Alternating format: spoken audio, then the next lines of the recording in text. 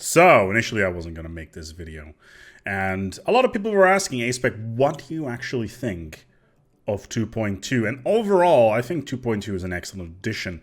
However, there's a bunch of caveats to this, and they're not nearly as relevant as they were when the game first came out back in middle of December. But still, it's been a week now, and the first patches are coming out, and the initial updates are starting to come in, and they're already starting to add fixes that I feel were kind of default necessary, but we'll get into that very shortly. Anyway, let's take a look here at the planetary system. Do I like the planetary system would probably be the number one question. There's quite a lot of people out there that say, hey, the planetary system, where are my tiles? This is terrible. This is not the way that I perceive the game. And I totally understand that. The tile system was necessary for a product of its time when Stellaris first came out, and the overhaul in 2.2.2, or at least 2.2, has really kind of streamlined the entire experience, but also made it incredibly deep, if that makes any sense. Because of all the additions the Stellaris has had over the years, the tile system really didn't make a lot of sense to me anymore, and also due to the sheer amount of planets you would get repetitive strain disorder relatively quickly. So the addition of this new district system, I actually feel, is really good. On top of that, the addition of the new population system and where they work really does something that is so important to the game that I've been hammering on since day one, and a lot of people have been hammering on since day one, and that is the middle game. This middle game of Stellaris, as of day one, was always lacking. The first stages of the game were generally considered to be the strongest segment of the game. You go out there, you go and explore, you're gonna go make research some anomalies, find yourselves new experiences, build new stories and whatnot. And then you got to the mid-game, and then things slowed down. Now, over the last 2 years, things have been added. We've got the Marauders being added to the middle game, which added quite a lot of value, a lot more events being added as well that kind of leaped into the mid game. But once the entire galaxy had been surveyed, like pretty much in this particular scenario, it would not be nearly as interesting anymore, because you would kind of be in a situation where, well, I guess there's only war, because this is the grim, dark future.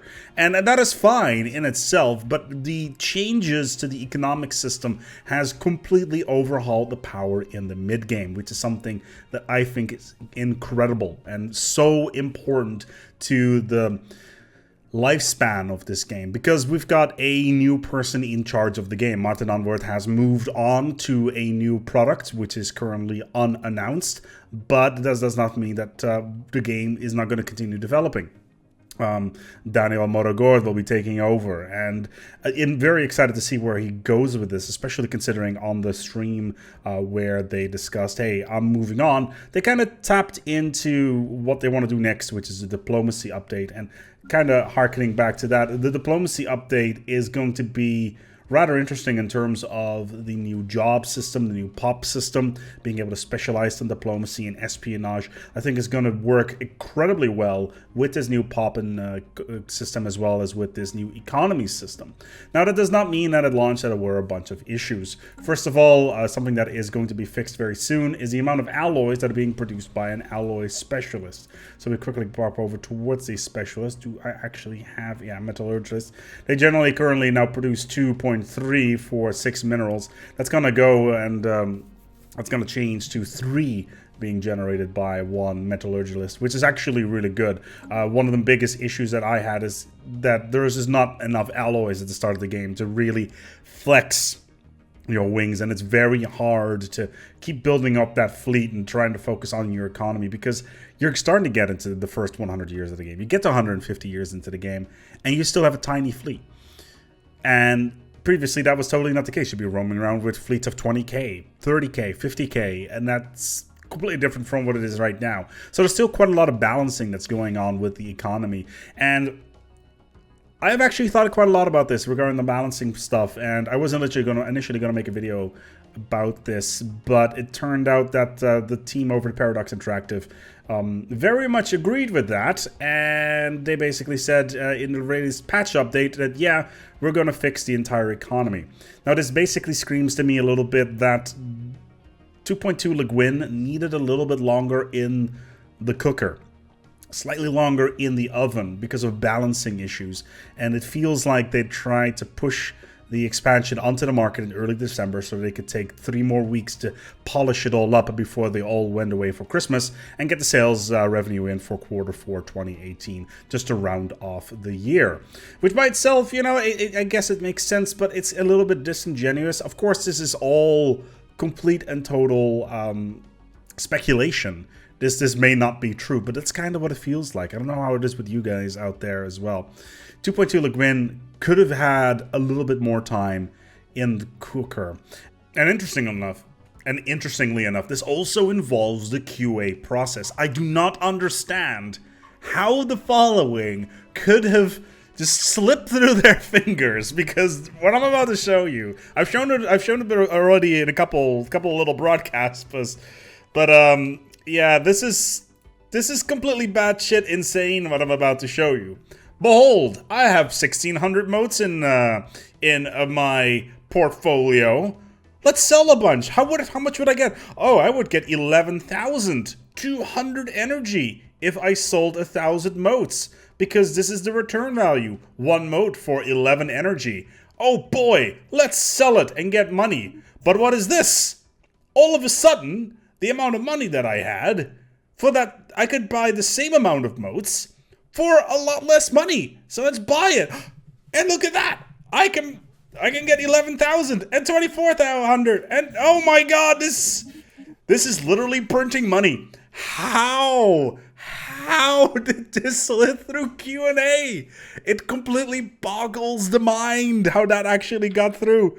It's the whole discussion about did it go or not through the cooker. Don't get me wrong, I love the system, but there is these little things that I'm just thinking about myself, what the hell has happened here? But in the meantime, though, can you imagine those guys sitting over at the Galactic Market and they figure this out, and they basically just figure out that they have the ability to print infinite money? Can you imagine what that would look like?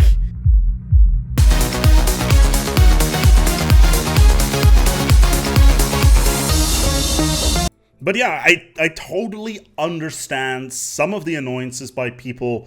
Robots currently don't work very well, the market is not working very well, and a lot of balancing related stuff simply is not working very well right now. And I really, really hope that we're going to be able to fix all this stuff before Christmas, because, well, the holidays are coming up and people sitting at home not being able to play Stellaris is going to rustle some jimmies, which is probably not the best thing in the world to happen.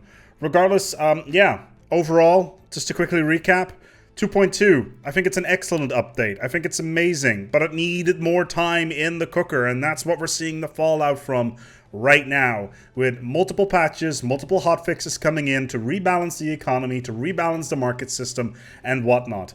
It's a great system to build new stuff on, and it's something that the game desperately needed, and a lot of love has gone into it.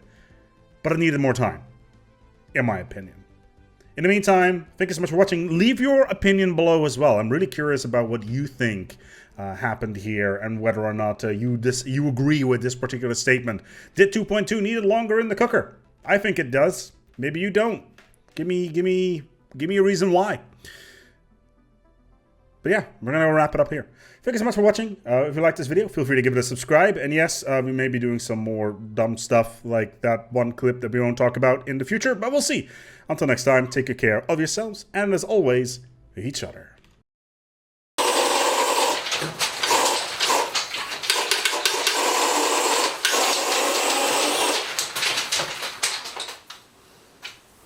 Cut.